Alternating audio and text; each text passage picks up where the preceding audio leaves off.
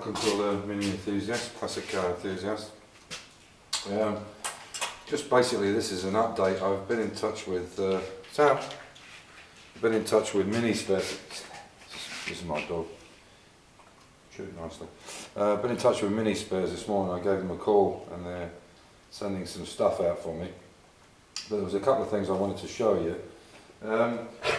Oh, see, that's what you get. You don't chew them properly. So yeah, well, sit down then. Sit. That's it. What I've done is I've had a look at these wings, which I'll pick the camera up. Excuse me, and I'll show you in a minute. The wing where the repeater hole is too far back. I did some checking last night, and it's got lots of filler in it, so I'm not even going to bother. By the time I do clean the arch up, change the repeater hole, do the edges where we've had to use the spot weld cutter, it isn't worth it. But I want to go with genuine wings. Sit there, sit.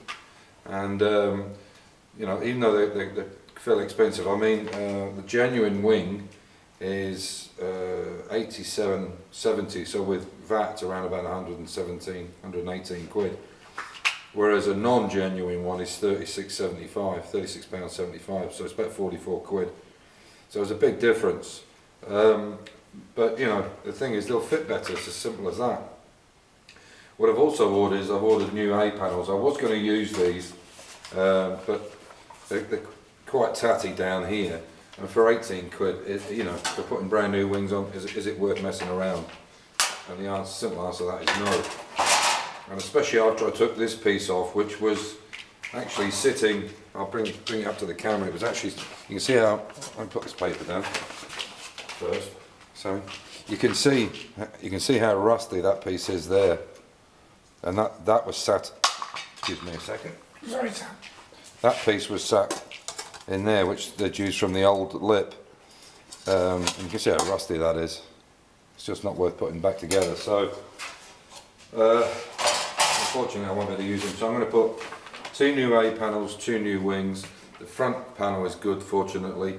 So that's good news. But there was first I should really say thank you very much. I'm up to over 800 now subscribers, which is great. By I think Thursday I'll give out who's coming over. I'll write to them first and ask them if they want to come first, make sure they still do, and then I'll let you know if they give me permission. I'll use their names. I'd like to actually do a video while they're here if we can in the future. Anyway, Sammy. Anyway, so chew it. Good boy.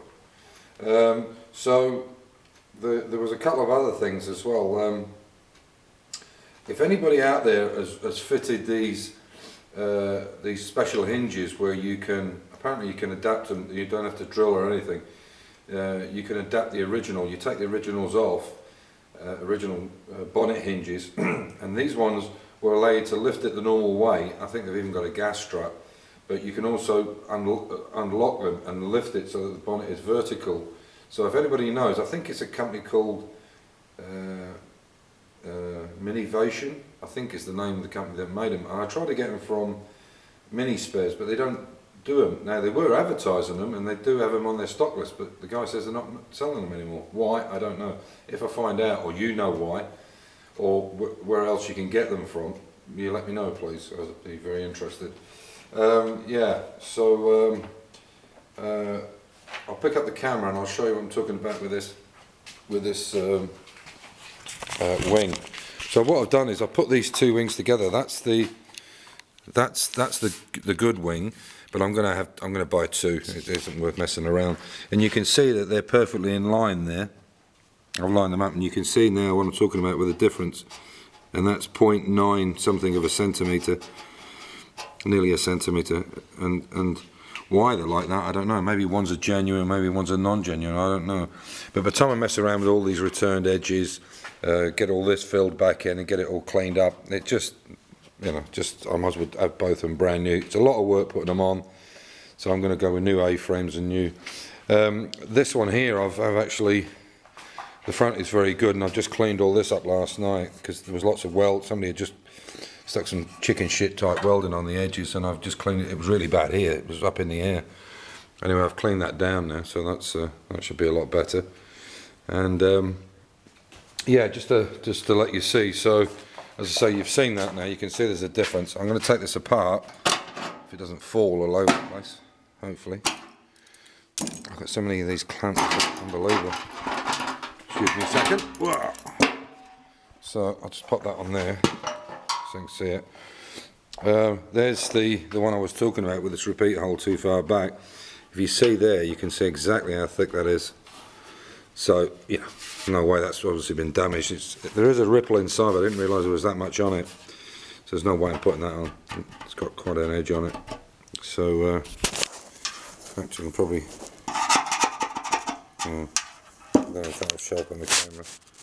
But you can see there's quite an edge on that. Anyway, so that's what I'm going to do. I'm going to put new ones on because, say, by the time I repair this, do this edging, it really isn't worth it, and the returned edging is not great there either. So I'm going to go with brand new ones. Anyway, so that's where we are for a bit of an update. Oh, this is a little thing. This is something I bought from the UK, from Machine Mart, and basically it's just a little tray which you can put in your tool cabinet, but it means you can carry the whole lot over to where you are. Because there's nothing worse than you get under a car and then you can't find it. With this, you can just take it next to you and pick out what you need for the next set and so on. Good little idea. It's a little bit heavy when you put too many big ones in it, but it's quite a nice idea. Anyway, so thanks for watching in, and hopefully I'll give you an update in a few days. Because I've got to take this other side out, but I think, you know, I've gone to this extent. The other thing I wanted to mention before I finish up is the reason that I had the bonnet put together, as you saw yesterday, to check everything out, but I won't be going with a flip front because I want to make the car basically as it came out of the factory. The other problem in Austria is if you do something that's not standard, it didn't come out of the factory that way, you have to have an engineer's report, you have to have a specialised welder check it over, all sorts of regulations, and it really isn't worth it. It would have been a nice idea, but to make it the way I wanted to do it with the big S-Pack arches, with these arches, you would have to have the A-frame, you'd have to make it so that the A-frame would come down on the car with the bonnet because of the arch. You couldn't, you know, the normal way to split the arch, and they leave these A-frames on here like that, and then they split it here across this bit to the wing. What I would do, like they did in Project Binky episode 9, is have the whole thing come down where this slid into place like this.